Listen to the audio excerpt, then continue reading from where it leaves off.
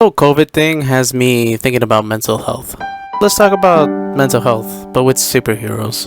Issue 20, Deadpool. Listen, I don't have anything else to say, but this comic is painful. Deadpool stops a young woman by the name of Danielle right before she's about to jump off of a roof. All he can do is think of jokes, but also think of how he's going to help this woman. He decides to go on an adventure with her because he isn't the right person to talk to about this stuff, if you know what I mean. And of course, they go see Hamilton.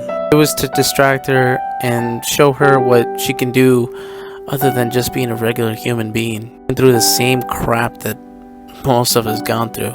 I mean, if you've woken up and said to yourself, I just gotta get through this goddamn day one more time, and then another, and then another. In the end, he takes her to professionals at a clinic. He doesn't leave her there. No, instead he goes in. Might not be a superhero. Talk to Episode 2 of Superheroes Mental Health, The Thing.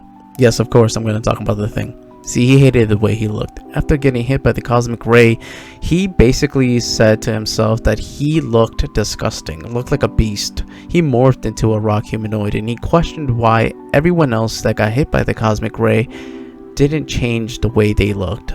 They stayed the same, but they got different abilities. He questioned whether it was a blessing or a curse that he looked like a beast. He wanted to have a regular human life, to love somebody, to have children with, to get married.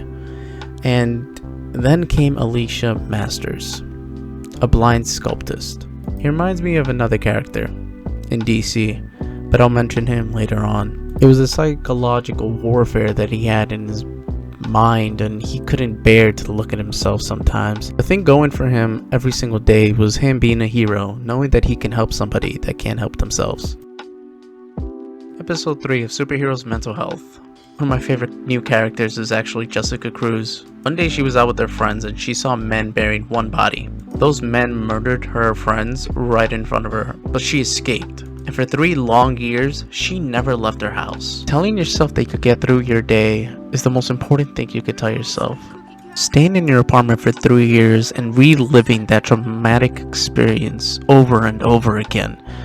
You know, I wouldn't even want to leave my house. There is so much fear that goes through your head. But she was chosen to be a Green Lantern, to be a hero, to make a difference. But is completed one task a day that makes a difference. And that's what keeps pushing her.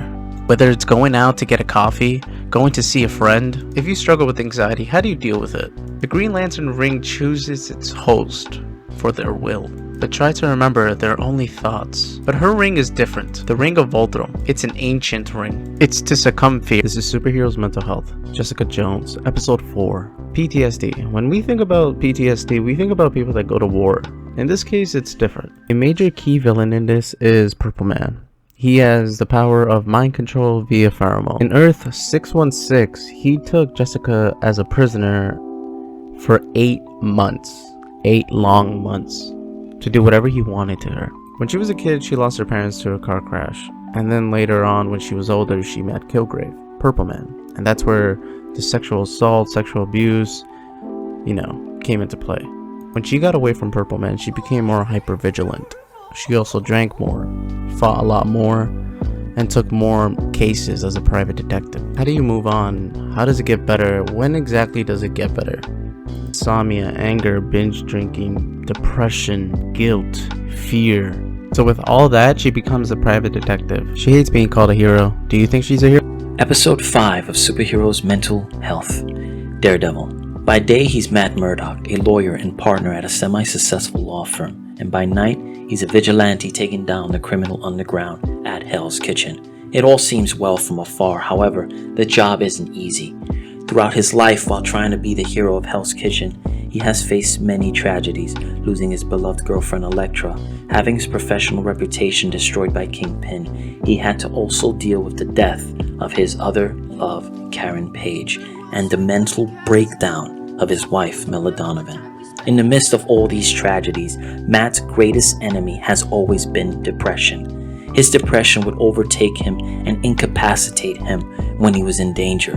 His depression was a hereditary illness given to him by his mother Maggie, who suffered from postpartum depression. Matt has made it apparent many times about his battle with depression. Episode 5 of Superheroes Mental Health Part 2. Postpartum depression is a hereditary illness that can be passed down from mother to son or daughter. It can turn you into an overprotective mother, or it can lead you into hurting your child. In the graphic novel Born Again by Frank Miller, Matt explains his relationship with his mother and his demons. Matt would often experience moments of anxiety and sleeplessness.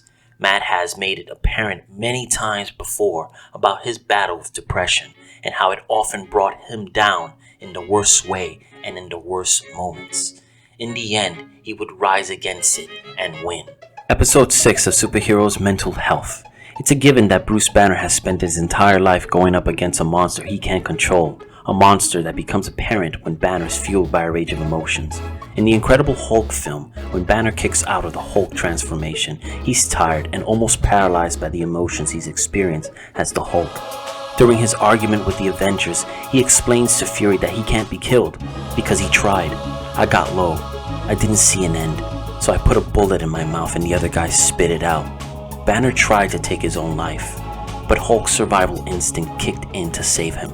For Banner to keep Hulk dormant, he helps those in need, stations himself in areas with less people, and finds purpose when riddled with overwhelming guilt.